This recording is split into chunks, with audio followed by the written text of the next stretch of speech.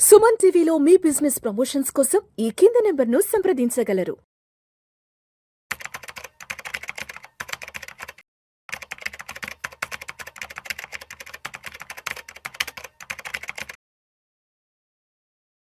నమస్తే, welcome to Vishnu talks. నేను Vishnu.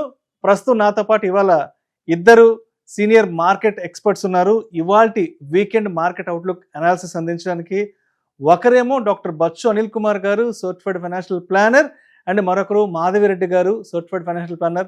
So వారిద్దరితో మాట్లాడి ఇవాల్టి వీకెండ్ మార్కెట్ అవుట్లుక్ ఏంటో వారి మాటల్లోనే తెలుసుకుందాం.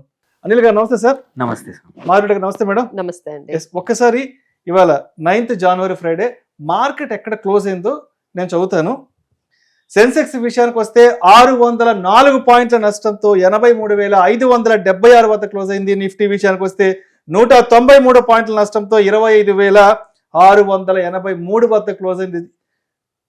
సో ఈ వీక్ అంతా చూస్తే ఆల్మోస్ట్ మార్కెట్ అనేది 5 ట్రేడింగ్ డేస్ లో 5 రోజులు కూడా మార్కెట్ నష్టాల్లోనే ముగిస్తుంది. అది కూడా కంప్లీట్ బ్లడ్ బాత్. రోజుకి 500 నుంచి 600 పాయింట్ నష్టంతో మార్కెట్ క్లోజ్ అవ్వడం జరిగింది లాస్ట్ వారం రోజుల్లో. సో ఇక్కడ మనందరికీ ప్రత్యక్షంగా కనిపిస్తున్నటువంటి అంశం ట్రంప్ టారిఫ్లు.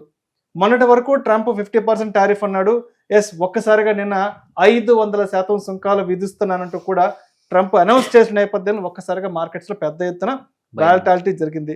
సో అనిల్ గారు, ఒక్కసారి మన ఆడియన్స్ కి కొంత స్పష్టంగా చెప్పగలరు, ఏంటి అసలు ట్రంప్ ఈ 500%, ఈ 500% టారిఫ్స్ వెనుకున్న మోటో ఏంటి, అసలు ఎందుకు ఇంత అరాచకంగా బిహేవ్ చేస్తున్నాడు?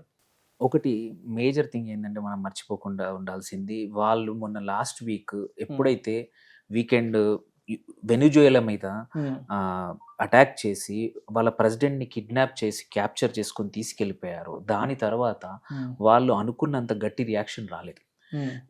ఏ కంట్రీ కూడా just for the name sake ఇది రాంగ్ అని అన్నారు, కానీ ఎవరు కూడా ఎటువంటి అటు రష్యా నుంచి కానీ ఇటు చైనా నుంచి కానీ వాళ్ళ మేజర్ మిగిలిన అదర్ కంట్రీస్ నుంచి రాకపోయేసరికి ఒకటి వాళ్ళకి ఇంకా ధైర్యం పెరిగింది.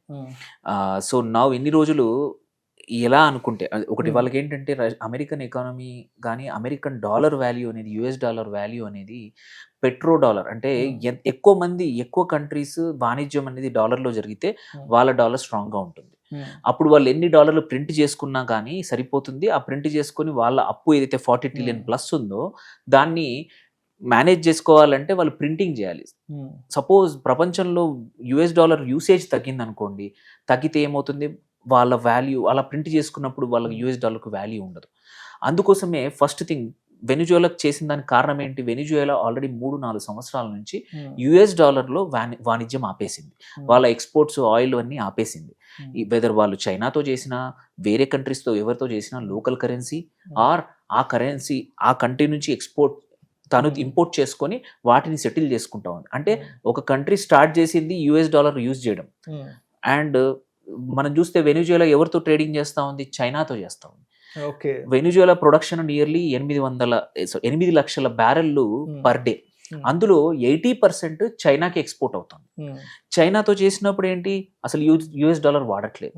వీళ్ళకి ఏంటంటే భయము, ఇట్లా అన్ని కంట్రీస్ వాణిజ్యం అనేది వాళ్ళు ఇప్పుడు ఎగ్జాంపుల్ మనం ఇండియా అండ్ ఇరాన్ మధ్యలో చూస్తే మన వాణిజ్యంలో ఎటువంటి యుఎస్ డాలర్ వాడం. మనం మన ఫుడ్ ప్రోడక్ట్స్ ఎక్స్పోజ్ చేస్తాము, ఆ రూపీ అకౌంట్లోనే సెటిల్ చేసుకుంటాం. మొన్నటి వరకు మనం రష్యాతో ఇంపోర్ట్ చేసుకున్న అక్కడ యుఎస్ డాలర్ వాడలేదు. సో మీరు చూస్తే అమెరికా అటాక్ చేస్తున్నది ఏంటంటే ఎక్కడైతే ఇలాంటి ఇష్యూస్, నెక్స్ట్ ఇప్పుడు ఇరాన్ మీద యుద్ధానికి తయారవుతుంది, అక్కడ కూడా ఎందుకు సేమ్ ఇలాగే వాళ్ళు యుఎస్ డాలర్ ఆపేశారు. సో వాళ్ళు ఏంటంటే అమెరికా ఆయిల్ ఎక్కడ ఉంటే అమెరికా అక్కడ ఉంటుంది. అండ్ ఏ కంట్రీ అయితే వాణిజ్యం యుఎస్ డాలర్లో చేయకపోతే వాళ్ళని అటాక్ చేస్తుంది అనేది క్లియర్గా లాస్ట్ వీక్ జరిగింది. దాని తర్వాత ఏంటంటే ఇప్పుడు ఎంబోల్డెన్ అంటే ధైర్యం వచ్చేసింది. ఎవరైతే ఈ కొత్త బిల్లు లిండ్సే గ్రహం అనేవాడు ఉన్నాడో, ఇండియా అంటే తనకి ఒక రకమైన పగ. అండ్ అందులో కూడా కరెంట్ ప్రభుత్వం అంటే ఇంకా ఎక్కువ పగ. లిండ్సే గ్రహం అనేవాడు, వాడు ఇంతకుముందు డెమోక్రాట్ ఉండేవాడు. ఇప్పుడు అటు ఇటు కాకుండా రెండు వైపులా, అటు డెమోక్రాట్ కావాల్సి అటువైపు చేస్తాడు, లేదంటే రిపబ్లికన్. ఓన్లీ వన్, మొత్తం వాళ్ళకున్న 110 సెనేటర్లలో ఒక్కరే రెండు వైపులా చేసేది ఏంటంటే లిండ్సే గ్రాహం. తానే ఏంటంటే ఇండియా మీద కోపం అనుకోండి, పగ అనుకోండి, మొదటి నుంచి ఉంది. తను ఆ 50% బిల్లు తెచ్చిన దాంట్లో కూడా తనే ఉన్నాడు. ఇప్పుడు కూడా మొన్న చూస్తే ఏదైతే ఈ డిస్కషన్ ఎక్కడ స్టార్ట్ అయింది, ఎంత ఘోరం అంటే అమెరికాలో ఆ తన ఏరోప్లేన్ ఏమంటారు కదా, అక్కడ తను ట్రంప్కి చెప్తున్నాడు అనమాట, ఏంటి ఇట్లాంటి కంట్రీస్కి 50% సరిపోదు, 500% వేస్తేనే ఇవి మన దారికి వస్తాయి, రష్యాని నుంచి వాణిజ్యం ఆపేస్తే. ఎందుకంటే వాళ్ళ ఉద్దేశంలో ఏంటంటే రష్యాతో ఎవరైతే వాణిజ్యం చేసి ఎవరైతే డబ్బులు వాళ్ళకి మనం ఇంపోర్ట్ చేసుకుంటున్నామో వాళ్ళ ఆయిల్, రష్యా వార్ మెషిన్ని ఫండ్ చేస్తున్నారు అనే అక్యూజేషన్. అంటే రష్యాకు డబ్బులు ఇస్తే చెడ్డవాళ్ళు. అదే అమెరికా ప్రతిరోజు ప్రతి నెల యురేనియం అనేది రష్యన్ కంపెనీస్ నుంచి తన కొత్త టెక్నాలజీని సర్వైవ్ కావడానికి ప్రతి నెల కొంటే ఏమీ లేదు. బట్ చైనా కానీ ఇండియా కానీ ఆర్ ఎనీ అదర్ నేషన్స్ ఏవైతే ఉన్నాయో రష్యాతో ఏదైనా సరే ఇంపోర్ట్ చేసుకుంటే అది తప్పు అని కొత్తగా 500% మనము టారిఫ్స్ ఇంపోజ్ చేసే పవర్ ప్రెసిడెంట్కి ఇచ్చారు. అది బిల్లు పాస్ అయింది. సో దానివల్ల మనకు భయం అయింది. ఒక చిన్న లాస్ట్ పాయింట్, ఇదంతా కూడా వ్యాలిడిటీ ఉందా లేదా అనేది వెరీ ఇంపార్టెంట్. ఎందుకంటే తను ట్రంప్ ఏవైతే లాస్ట్ 6 months నుంచి ఈ బిల్స్ ఏవైతే పాస్ చేస్తున్నాడు, టారిఫ్ ఆర్డర్స్ ఎక్స్ట్రా, అవన్నీ ఎమర్జెన్సీ ఆర్డర్ లాగా పాస్ చేస్తున్నారు. ఎక్కడ కూడా అమెరికన్ సెనేట్ నుంచి కానీ అమెరికాలో లోయర్ హౌస్ నుంచి ఎటువంటి పర్మిషన్స్ లేవు. వీటి లీగల్ వ్యాలిడిటీ కోసం 1000 పైన కేసులు అమెరికన్ సుప్రీం కోర్టులో నడుస్తూ ఉన్నాయి. ఆ కేసు ఇవాళ సాయంత్రానికి అమెరికన్ సుప్రీంకోర్టు అది కరెక్టా కాదా, లీగల్గా కరెక్టా కాదా అని, దాన్ని బట్టి మాత్రం నెక్స్ట్ వీక్ మార్కెట్స్ మనం పర్సీవ్ చేయొచ్చు. అండ్ మనకి ఎక్కువగా భయపడాల్సిన అవసరం లేదు. మన ఎక్స్పోర్ట్స్ 50% దగ్గరే వీఆర్ నాట్ వయబుల్. దాన్ని 1000 చేసినా పర్లేదు, మనం భయపడాల్సిన అవసరం లేదు ఇప్పుడు. సో మాధవిరెడ్డి గారు, మీ దగ్గరకు వచ్చేస్తున్నాను. గత సంవత్సర కాలంగా 50% టారిఫ్లు అంటూ కూడా మార్కెట్లని అదరగొట్టాడు, బెదరగొట్టాడు. మార్కెట్లు కూడా అదే స్థాయిలో నష్టపోయాయి, మార్కెట్ కూడా అదే స్థాయిలో రియాక్ట్ అయ్యాయి. ఏది కేవలం 50% టారిఫ్ అన్న ఒక్క మాటకి. బట్ ఇవాళ ఒక్కసారిగా 500% సుంకాలు అంటున్నాడు. అటు ఇవాళ మళ్ళా రష్యా అమెరికా అంటూ కొంత దాడులు, కొంత ప్రతి దాడులు, ఏదో ప్రపంచ యుద్ధాలు అంటున్నారు, ఈ యుద్ధాలు అంటున్నారు కదా. సో లాస్ట్ ఇయర్ 50% అన్నదానికే మార్కెట్లలో అంత పెద్ద కొలాప్స్ అయింది. కాబట్టి ఇప్పుడు 500% టారిఫ్ అంటున్నాడు కదా. ఈ ఇంపాక్ట్ మార్కెట్లని ఏ విధంగా టచ్ చేసే అవకాశం ఉందంటారు? సో ఇది మనం ఏదైతే ఈ లాస్ట్ వీక్ ఏదైతే చూసామో, that is the like 3 months లో ఇంతలాగా ఎప్పుడు మార్కెట్ పడలేదండి. సో ఈ లాస్ట్ వీక్ లో పడినంతగా ఈ 3-4 months లో ఎప్పుడు మార్కెట్స్ అంత పడలేదు. సో మీరు గమనిస్తే అసలు స్టార్టింగ్ అంటే ఈ లాస్ట్ 5 trading సెషన్ నుంచి మార్కెట్స్ అంతా కూడా నెగిటివ్, దాదాపుగా అంటే 3% వరకు నిఫ్టీ కరెక్ట్ అయిందంటే అంటే మన Indian markets have become world's ఎట్లా అంటే వర్స్ట్ పెర్ఫార్మ్డ్ స్టాక్ మార్కెట్ లాగా వచ్చేసాం ఈ లాస్ట్ 1 week లో జరిగిన దానికే. అంటే ఇంకా అర్థం చేసుకోండి, జస్ట్ 2026 బిగినింగే మన పరిస్థితి ఇట్లా స్టార్ట్ అయింది అంటే where we are heading towards. So దానికి మెయిన్ 2 reasons అండి. ఒకటి మీరు అన్నట్టుగా జియో పొలిటికల్ టెన్షన్స్, ఒకవైపు అక్కడ యుక్రెయిన్ రష్యా వార్ ఆగడం లేదు, ఇక్కడ మళ్ళీ వెనిజులా యుఎస్ ని క్యాప్చర్ చేయడము అక్కడ అలా జరుగుతుంది, మళ్ళీ ఇరాన్ లో అక్కడ కూడా ఇష్యూస్ బాగా జరుగుతున్నాయి. సో మీరు ఎక్కడ చూసుకున్నా అండి, అంటే మన 2026 చూసుకుంటే రష్యా యుక్రెయిన్ వార్ దగ్గర నుంచి మళ్ళీ మనకి క్యూబా, కొలంబియా, మెక్సికోని కూడా థ్రెటన్ చేస్తున్నారు. నెక్స్ట్ అంటే ఇట్స్ జస్ట్ బిగినింగ్, ఇది జస్ట్ ట్రైలర్ మాత్రమే. ఇంకా ఆల్రెడీ చాలా లైన్ లో ఉన్నాయి. ఇక దీనికి ఎట్లా మనకి వెళ్తాము. అలానే చైనా, తైవాన్ మధ్య కూడా జరుగుతోంది. అక్కడ కూడా ఆల్మోస్ట్ అక్కడ కూడా అంతే సెన్సిటివిటీ అనేది జరుగుతుంది. ఇప్పుడు already Greenland US take over చేస్తుందని అంటున్నారు. సో అసలు ఈ 2026 ఎట్లా ఉంది అంటే most volatile year is going to be 2026 అని చెప్పొచ్చు అండి. ఇప్పుడు మనం తీసుకున్న ఈ 5 instances మీరు తీసుకుంటేనే 2026 అనేది ఎంత వాలటైల్ ఉంటుంది, జియో పొలిటికల్ టెన్షన్స్ ఎంత పీక్స్ లో ఉంటాయో మనకి 5-6 instances నేను ఇప్పుడు చెప్పినవే మీరు అర్థం చేసుకోవచ్చు. రైట్. సో మాధవిరెడ్డి గారు, ఇప్పుడు ఒకసారి ఎఫ్ఐఎల్ గురించి మాట్లాడుకుందాం. సో ఎఫ్ఐఎల్ కూడా ఎప్పుడు ఎలా ఉంటారంటే ఏదో ఒక నెగటివ్ న్యూస్ వస్తే మార్కెట్ నుంచి వెనక్కి వెళ్ళిపోదాం అన్న పర్సెప్షన్ లో ఉంటారు. కాబట్టి ఇప్పుడు ఇంత పెద్ద విధ్వంసం జరుగుతుంది మార్కెట్లలో, ప్రత్యక్షంగా ట్రంప్ చర్యలు ఏంటి, అసలు ట్రంప్ ప్రపంచవ్యాప్తంగా ఏ విధంగా దూకుడుగా వ్యవహరిస్తున్నారన్న సంకేతాలు ప్రతి ఒక్కరిలో ఉన్నాయి. కాబట్టి ఇప్పుడు ఎఫ్ఐల ఆలోచన విధానం ఎలా ఉంటుంది, ఇంత పెద్ద వాలటాలిటీ మార్కెట్ ని కళ్ళెదురుగా చూస్తున్నా కూడా. సో ఆల్రెడీ అండి నిన్న కూడా మేము చూసాము FIIs or keep selling.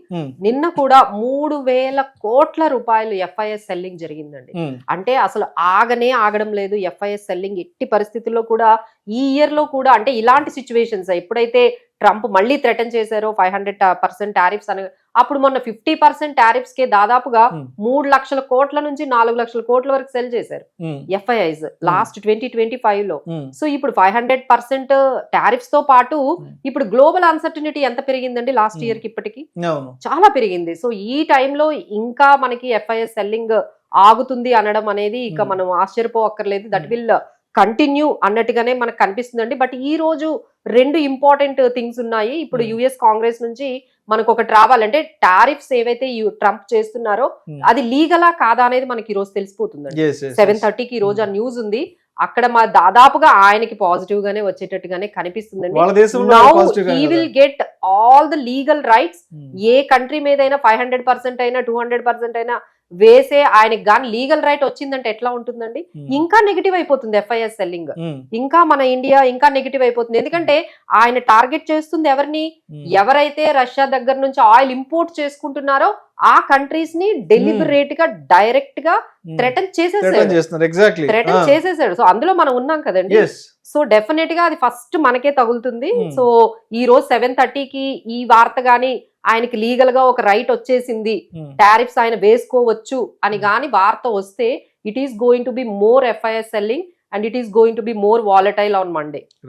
So ఇదే పాయింట్ యాక్చువల్లీ ఏంటంటే వాళ్ళకి ట్రంప్ అడ్మినిస్ట్రేషన్కి ఏంటంటే అందరూ భయపడాలనేది. ఇప్పుడు రష్యా నుంచి మనం ఇంపోర్ట్ చేసుకుంటున్నాం. లాస్ట్ 2 months నుంచి వాళ్ళు అడిగారని మనం ఆపేసాం. లాస్ట్ 2 months నుంచి ఇండియాలో ఉన్న ఏ రిఫైనర్ కూడా రష్యా నుంచి ఒక్క బ్యారెల్ కూడా ఆయిల్ కొనలే. అయినా కానీ ఇంకా డీలే చేస్తున్నారు. ఏంటంటే వాళ్ళకి అందరికీ లొంగిపోవాలి. ఏవైతే కంట్రీస్ లొంగిపోయావో వాళ్ళకి ట్రేడ్ డీల్ ఇచ్చేసాయి. Example UK, Indonesia. ఏ కంట్రీస్ అయితే వాళ్ళ మాట విన్నాయో సౌత్ కొరియా, వీళ్ళందరికీ ఇచ్చారు. సో ఏంటంటే ఇక్కడ ఇది ఒక్కసారితో అయిపోదు. వాళ్ళ ఓన్ నేటోలో ఫ్రెండ్లీ నేషన్ అయిన డెన్మార్క్ దానిని కూడా వాళ్ళ ల్యాండ్ని గ్రీన్లాండ్ లాగేసుకుంటున్నారు. సో ఇక్కడ ఏంటంటే అమెరికాకు లొంగితే పనులు అయిపోతాయి, లొంగకపోతే పనులు అవ్వవు అనేది ఒకటి. అండ్ FIS కి ఒకటి ఈ కారణం అయి ఉండొచ్చు. దాంతోపాటు ఏంటంటే మనం మర్చిపోకూడదు ఏంటంటే మన దగ్గర 2 రకాలుగా ట్యాక్సేషన్లు పడుతున్నాయి. STT security taxation, transaction tax, and also long term short term capital gains కూడా 2 రకాల వల్ల FIS వచ్చిన గెయిన్స్ కూడా మీనింగ్ఫుల్గా ఉండట్లేదు. ఒకటి రూపీ డిప్రిషియేట్ అవుతుంది, వచ్చిన దాంట్లో ట్యాక్స్ కూడా పోతుంది. సో ఒకటి ఈ FIS సెల్లింగ్ ఆగాలి అంటే కూడా ప్రభుత్వం ఆల్రెడీ వింటోంది. మోస్ట్ ప్రాబబ్లీ ఈసారి బడ్జెట్లో రెండిట్లో ఏదో ఒకటి తీసేసా మోస్ట్ ప్రాబ్లీ STT పోయే అవకాశం ఉంది. Or long term capital gains కానీ షార్ట్ టర్మ్ క్యాపిటల్ గెయిన్స్ కూడా రేషనలైజ్ చేయొచ్చు అనేది compulsory at least one of them జరుగుతుంది. అది జరిగితే మాత్రం మార్కెట్స్కి ఇన్ని రోజుల నుంచి FIS నుంచి ఏదైతే భయం ఉందో అది పోయే అవకాశం ఉంది. ఎందుకంటే ఒకటి మనం మర్చిపోకూడదు, ఇన్వెస్టర్స్ కూడా చూసిన వాళ్ళకి ఏంటంటే ఈ భయాలన్నిటి అసలు యూజ్లెస్. ఎందుకంటే ఫస్ట్ థింగ్ మనకు 3 to 4% మన ఎక్స్పోర్ట్స్ అమెరికాకు వెళ్తా ఉన్నాయి. అవి కూడా లాస్ట్ 6 నెలల్లో డైవర్సిఫై అయిపోయాయి. మీరు చూడండి ఎగ్జాంపుల్ మన తెలంగాణ ఆంధ్ర నుంచి రొయ్యలు ఓకే ప్రాన్స్ అమ్ముతాం. ప్రాన్స్ ఇప్పుడు ఒక్కటి కూడా వేస్ట్ అవ్వట్లేదు. యాక్చువల్లీ ఎక్కువ ప్రైస్తో వేరే స్టేట్స్కి వేరే కంట్రీస్కి మనం ఆల్రెడీ డైవర్సిఫై చేసేసాం. సో అట్లా జెమ్స్ అండ్ జ్యువెలరీ అవి కూడా ఏమవుతున్నాయి మన దగ్గర 50% కాబట్టి వేరే కంట్రీస్ కొనుక్కొని అవి అమెరికా అమ్ముతున్నాయి. సో మనం ఆల్రెడీ 8 monthsలో ఏ ఎక్స్పోర్టర్ కూడా ఆల్టర్నేట్ లేకుండా అలా కూర్చోరు. So most of the cases మనం డైవర్సిఫై అయ్యాం. ఈ కొత్తగా 500% కానీ 5000% అయినా సరే ఎక్కువగా మనకి ఇంపాక్ట్ అయ్యే అవకాశం లేదు. ఇట్ ఈస్ మోర్ ఏమంటారు మీడియా ద్వారా కానీ ఆర్ వాళ్ళ PR మెషిన్ అనేది స్ట్రాంగ్గా ఉంది తప్ప అదర్వైజ్ ఇప్పుడు 6 నెలలు 8 నెలల తర్వాత కూడా ఇంకా మనం టారిఫ్ గురించి మాట్లాడుకోవడం అనేది ఓన్లీ జస్ట్ భయం తప్ప ఇంకా ఏం లేదు. ప్రొవైడెడ్ ఒకసారి బడ్జెట్లో వన్ ఆఫ్ దిస్ పోయిందంటే మాత్రం మార్కెట్స్కి FISకి కూడా ఒక నమ్మకం వస్తుంది. అండ్ మనం పెద్ద భయపడాల్సిన అవసరం లేదనేది మాత్రం నా ఉద్దేశం. రైట్. సో మాధవ్ రెడ్డి గారి దగ్గర FIL గురించి మాట్లాడుకున్నాం. అసలు DIE ఇన్వెస్ట్మెంట్ పెనిట్రేషన్ ఎలా ఉంది? ఇంత పెద్ద మార్కెట్ ఫాల్లో గ్లోబల్గా ఇంత పెద్ద అనిశ్చితి ప్రత్యక్షంగా కళ్ళతో చూస్తున్నాం కదా. సో ఇక్కడ ఉన్నటువంటి DIE's ఇన్వెస్ట్మెంట్ పెనిట్రేషన్ ఎలా ఉంది ఇప్పటి వరకు ఉన్న మార్కెట్ సినారియోలో? So one of the best మనకి ఎగ్జాంపుల్ ఏంటంటే రీసెంట్ గా మనకి ఒక డేటా వచ్చిందండి. SIP crosses 30,000 crores. Exact one of the biggest Hmm. News అండి. మనందరికీ చీర్ఫుల్ న్యూస్ ఏంటంటే ఇంత అన్సర్టనిటీ, ఇంత గ్లోబల్ వార్స్ ఎక్కడ చూస్తున్నా ఒకవైపు ఈ ట్రంప్ టారిఫ్స్, ట్రంప్ మననే అసలు ఒక న్యూస్ అయితే ఎంత హాస్యాస్పదంగా ఉందంటే వాళ్ళ యుఎస్ కామన్ సెక్రటరీ చెప్తారు, India US trade deal close అవ్వకపోవడానికి కారణం మోడీ గారు ట్రంప్ కాల్ చేయలేదట. మోడీ గారు ట్రంప్ కి కాల్ చేయలేదని అవ్వాల్సిన డీల్ కూడా ఆగిపోయింది అని ఆ సెక్రటరీ చెప్తున్నారు. అంటే అసలు మన ఈ టారిఫ్స్, ఈ డీల్ అనేది ఎంత హాస్యాస్పదంగా జరుగుతుందో మీకే అర్థం చేసుకోవచ్చు. ఒకవైపు ఏమో 500% అంటారు. అసలు అదేమైనా లాజిక్ అండి 500% అనేది? Is it viable?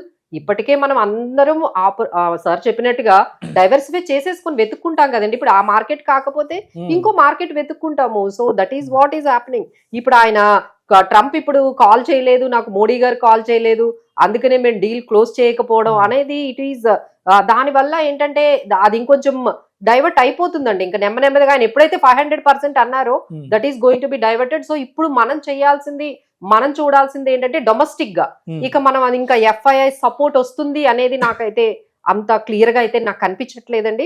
అలానే ట్రంప్ తగ్గుతారని కూడా ఎటువంటి పరిస్థితుల్లో మనకి పాజిటివ్ గా ఒక న్యూస్ వస్తుంది అనేది కూడా ఇంకా జరగదు. So we have to concentrate only on the DIIs. మీరు అన్నట్టుగా ఈ ఎస్ఐపీస్ ఇప్పుడు 31,000 crores కూడా టచ్ అయ్యాయండి డిసెంబర్ లో. So that is going to be hold the markets. So ఇప్పటికి కూడా సపోర్ట్ అయితే మనకి 25,900 ఈ రేంజ్ లో మనకి స్టార్ట్ చేసుకుంటే 25,600, 700 ఈ రేంజ్ లో మనకి సపోర్ట్ కనిపిస్తుంది. అండ్ రెసిస్టెన్స్ అయితే 26,100, 200 దగ్గర అయితే రెసిస్టెన్స్ కనిపిస్తుంది. సో అనిల్ గారు, నేను మీ దగ్గరకు వచ్చేస్తున్నాను. బంగారం వెండి ధరల తగ్గుదల పెరుగుదల అనేది మనం కామన్ గా మాట్లాడుకునేది. ఎక్కడో ఏదో దేశంలో ఒక యుద్ధం జరుగుతుందండి. ఆ యుద్ధం కారణంగా ఇవాళ బంగారం వెండి ధరలు ఇంతలా పెరుగుతున్నాయి.